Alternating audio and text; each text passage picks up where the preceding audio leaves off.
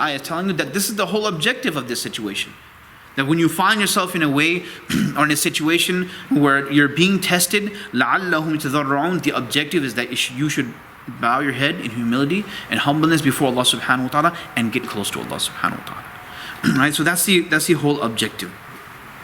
And the Prophet ﷺ also told us, عِظُمَ الْجَزَاءُ مَعَ عِظُمِ الْبَلَاءِ, that the greater the trial and the tribulation, the greater the trial and tribulation, the greater the reward from Allah subhanahu wa ta'ala as well.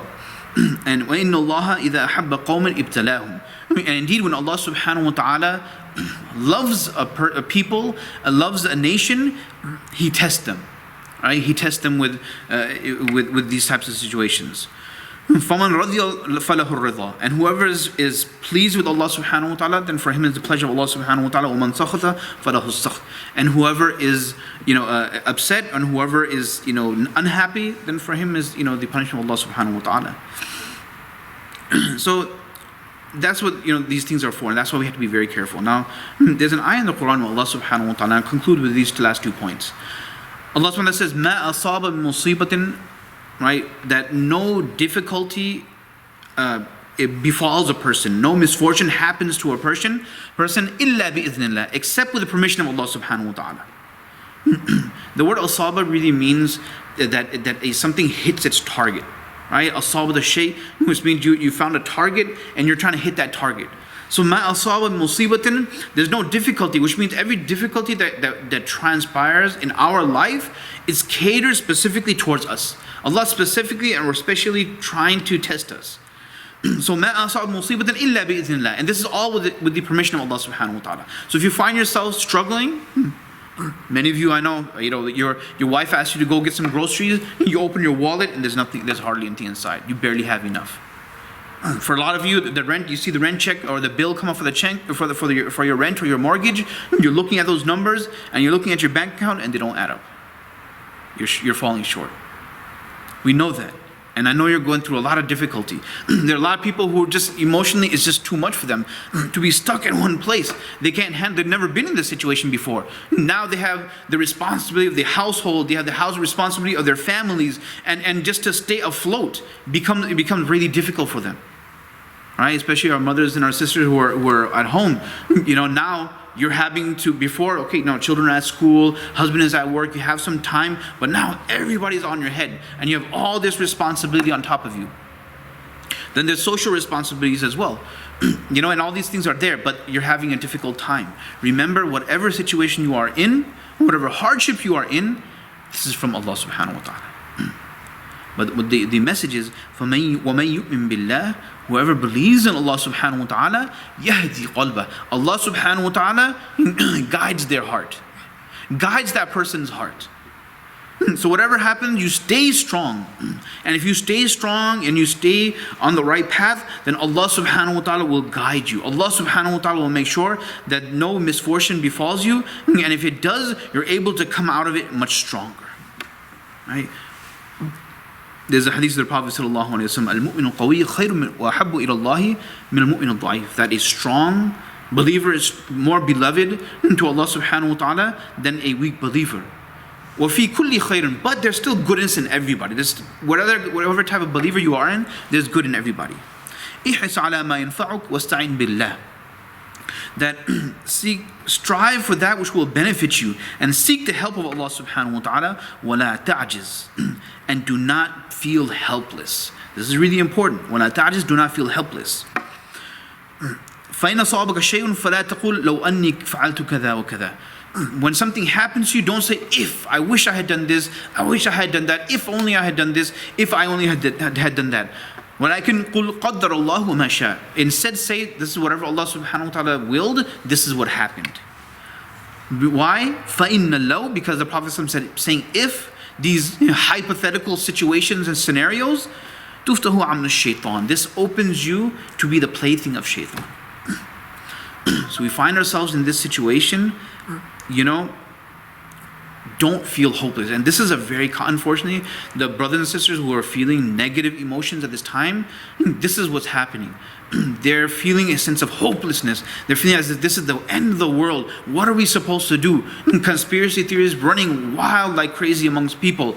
There's people who just, they're angry at everybody. They're angry at the masajid for being closed. They're angry at the people for saying this and that. And and this all comes out of a feel of hopelessness. Remember, hope, our iman is directly connected to hope. What did Allah subhanahu wa ta'ala tell the father of Yusuf alayhi salam? He said, وَلَا تَيْأَسُوا مِنْ رَوْحِ اللَّهِ فَإِنَّهُ لَا يَيْأَسُ مِنْ رَوْحِ اللَّهِ إِلَّا الْقَوْمُ الْكَافِرُونَ. Don't be helpless in the mercy of Allah subhanahu wa ta'ala, because those people who feel, the only people who feel hopeless in Allah's mercy are the disbelieving people. Hope is directly connected to iman. Hopelessness is the complete opposite of that. Right? So as Muslims, we must have that hope. If you're looking for examples, there's no better example than the story of Ayyub alayhi salam. Ayyub alayhi salam, he was a prophet that Allah subhanahu wa ta'ala had given him a lot. He had given him everything. Ayyub alayhi salam was a very, very handsome, very attractive person. He was also very rich. Allah gave him a lot of wealth. He had a very big family. And because of his wealth and his business, everybody around him benefited. His family benefited, his community, his locality, all the people who lived there, they benefited because he was very generous. But Allah subhanahu wa ta'ala decided to test him. Right? And Allah tested Ayyub alayhi salam with some difficulty. And he put him in a very, very difficult situation. And he lost everything. He became sick. He lost all his money, his business went down the drain, and he even lost his family. There's two narrations to that. One is that they all just left him, and the other is that they all passed away because he lived for a very long time. So he lost everybody, his family, his health. In fact, his skin started peeling off. That's how sick it started to rot. When you see a piece of meat or bread and it starts to mold, that's the type of sickness that befell his. Like, he just looked really disfigured and really bad. And he was patient for a very, very long time. And Allah SWT himself is saying, Inna wajadnahu sabra, and we found him patient. Now normally in these types of situations, these stories, there's always an added element, and that is that, people, they struggle with their iman. Ayyub Islam did not struggle with his iman. He stayed strong. But one thing about patience, patience, when we talk about patience, normally we talk about patience in a way that is unrealistic. That when something bad happens to you, you have to be strong and be completely, you can't have any emotion, you can't react in a normal way, you can't feel sorry for yourself. These are natural reactions and natural emotions. And we should never talk about patience in that way, because it's unrealistic, it's not normal. Even the great prophet of Allah, Ayyub alayhi salam, he felt sadness, he felt a lot of different emotions. So it's okay if you're in a difficult situation, it's okay to feel the way you felt. There's nothing wrong with that, right? As long as we are patient. What is patient? Patient doesn't mean to be a robot and just devoid yourself of any type of emotion or anything or any type of feeling inside of you, but rather like Ayyub alayhi salam, because in the Arabic the word sabr means to tie something down. And that's why Allah subhanahu wa ta'ala tells the Prophet sallallahu alaihi wasallam, وَاصْبِرْ نَفْسَكَ مَعَ الَّذِينَ يَدْعُونَ. That tie yourself or connect yourself with those people who call upon Allah subhanahu wa ta'ala.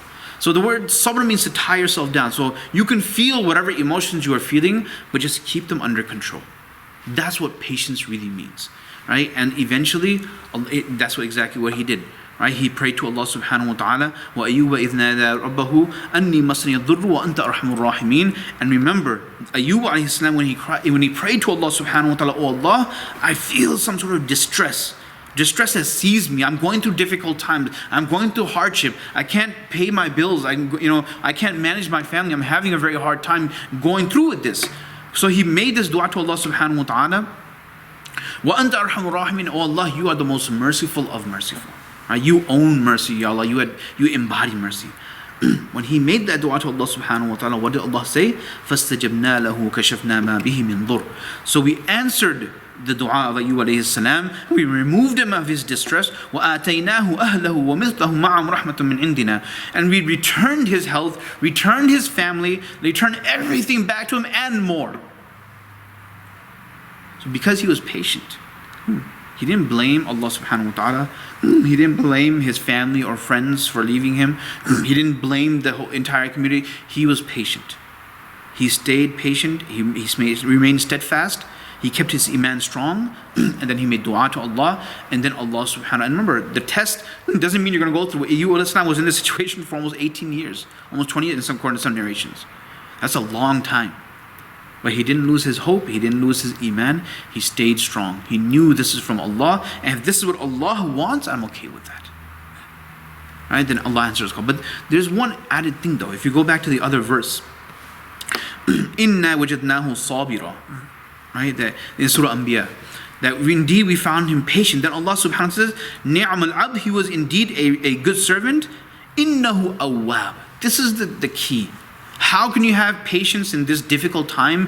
How can you, I mean, we talk about patience all the time. There are many hadiths and stories, but what is the key to patience? Innahu awwab. He was someone who repeatedly turned to Allah subhanahu wa ta'ala, and that is the key to patience.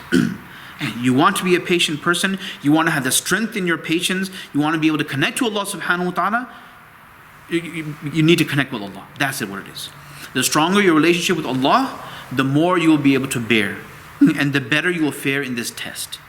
And that is the key. May Allah subhanahu wa ta'ala keep us strong in our iman, in our health. May Allah subhanahu wa ta'ala also keep us strong in our connection with Him and with our community members and the people around us, and keep our connection strong with the masajid when they even at this difficult time.